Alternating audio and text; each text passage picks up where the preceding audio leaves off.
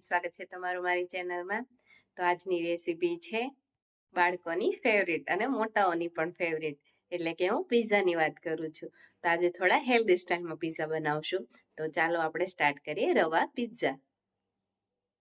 તો અહીં 1 વાટકી મેં રવો લીધો છે અને બીજી અડધી વાટકી, એટલે ટોટલ 1.5 વાટકી રવો લીધો છે। હવે એમાં અડધી વાટકી દહીં ઉમેરીશું। હવે દહીંવાળી જ વાટકીમાં મેં પાણી લઈ લીધું છે અને 1 વાટકી આપણે પાણી ઉમેરીશું। હવે આપણે સારી રીતે મિક્સ કરી લઈશું। ફરી અડધી વાટકી પાણી ઉમેરીશું, ટોટલ 1.5 વાટકી લીધી છે। હવે આપણે મિક્સ કરી લઈશું। તો જો તમે જોઈ શકો છો બેટર આપણું તૈયાર છે। હવે આને 15 મિનિટ આપણે ઢાંકીને રેસ્ટ કરવા મૂકીશું। તો અહીં મેં વેજીટેબલ્સ બધા કટ કરી લીધા છે, કેપ્સિકમ, ટમેટું, ગાજર, ડુંગળી અને તીખા લાલ મરચાં। તો આપણે બેટરને એકવાર જોઈ લઈશું। તો તમે જોઈ શકો છો જો એકદમ ફૂલી ગયું છે।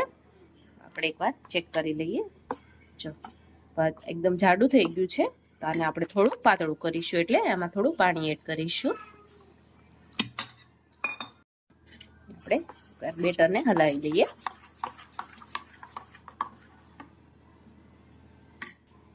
તો આપણું બેટર અહીં તૈયાર છે।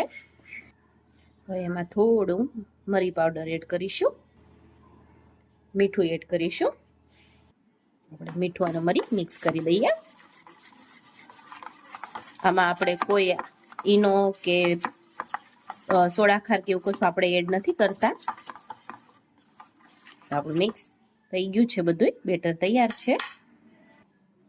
અહીં મેં ચીલી સોસ લીધો છે, એમાં આપણે થોડું માયો એડ કરીશું।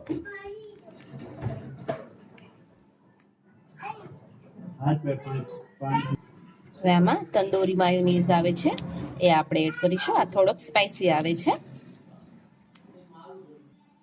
હવે આમાં પિઝા સોસ એડ કરીશું આપણે।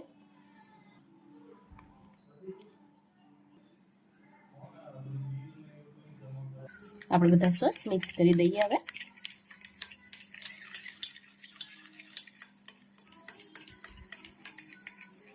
એક પેન લીધું છે આપણે નોનસ્ટિક, થઈ ગયું છે। હવે એમાં આપણે રવાનું બેટર એડ કરીશું। આને એકદમ પતલું નથી રાખવાનું, થોડું જાડું રાખવાનું છે।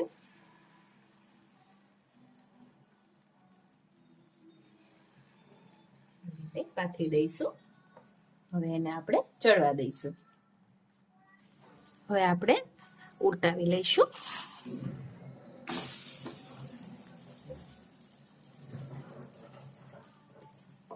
હા,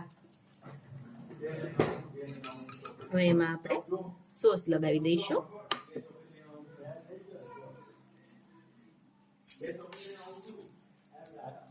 સારી રીતે આપણે સોસને સ્પ્રેડ કરી દઈશું।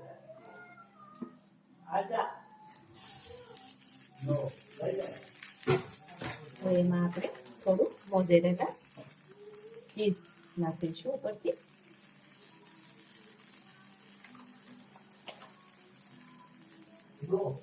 બધા આપણે વેજીટેબલ્સ એડ કરી દઈશું, થોડા થોડા। ગાજર લીધા છે, હવે ડુંગળી એડ કરી દઈશું, કેપ્સિકમ એડ કરીશું, થોડી તીખી મરચી આપણે જે સમારી હતી એ એડ કરીશું। એ ઉપર ઓરેગાનો અને ચીલી ફ્લેક્સ એડ કરીશું। હવે ઉપરથી ફરી આપણે ચીઝ એડ કરીશું।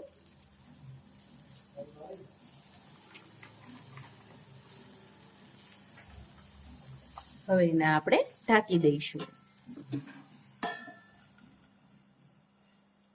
ગેસની આંચ આપણે ધીમી રાખવાની છે। હવે આપણે ચેક કરી લઈએ। તો તમે જોઈ શકો છો આપણી ચીઝ એકદમ સારી રીતે મેલ્ટ થઈ ગઈ છે અને નીચે પણ એકદમ સરસ ચડી ગયો છે। હવે એને આપણે સર્વિંગ ડીશમાં ઉતારી લઈએ। એકદમ ધીરેથી આપણે પિઝાને મૂકી દઈશું। તો ફ્રેન્ડ્સ, આપણું રવા પિઝા રેડી છે। એકદમ હેલ્ધી અને બાળકોને પણ મજા આવી જાય એવો. હવે આપણે ઉપરથી ચીલી ફ્લેક્સ અને ઓરેગાનો નાખી દઈશું. હવે આપણે એને કટ કરી લઈશું. તો ફ્રેન્ડ્સ, તમે પણ એકવાર જરૂરથી ટ્રાય કરજો આ હેલ્ધી પિઝા. તમારા ઘરમાં પણ બધાને બહુ જ ભાવશે અને નાના છોકરા તો ફેન થઈ જશે.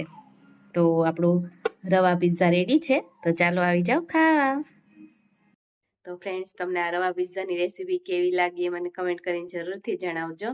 અને તમે પણ તમારા ઘરે એકવાર જરૂરથી ટ્રાય કરજો. તમારા બાળકોને લંચ બોક્સમાં અથવા તો સાંજના નાસ્તા માટે જરૂરથી બનાવજો. તો તમને જો મારો આ વિડીયો ગમ્યો હોય તો મારા વિડીયોને લાઇક કરજો, શેર કરજો અને મારી ચેનલ સબસ્ક્રાઈબ કરજો. Thank you.